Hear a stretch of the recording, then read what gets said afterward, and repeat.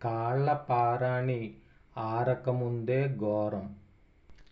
ఎన్నికలు జరిగి 24 గంటలు ముగియకముందే 2 ఈవీఎంలు యాక్సిడెంట్కు గురై మరణించాయి.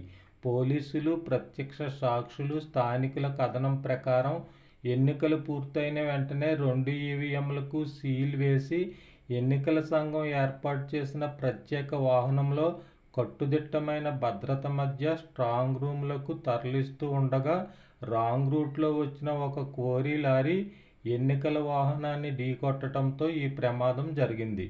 స్పాట్లోనే అసెంబ్లీ ఎన్నికలకు సంబంధించిన ఈవీఎం మరణించగా కొన ఊపిరితో ఉన్న పార్లమెంటుకు సంబంధించిన ఎన్నికల ఈవీఎంను కాకినాడ ప్రభుత్వ ఆసుపత్రికి తరలిస్తూ ఉండగా మార్గం మధ్యలో మరణించింది.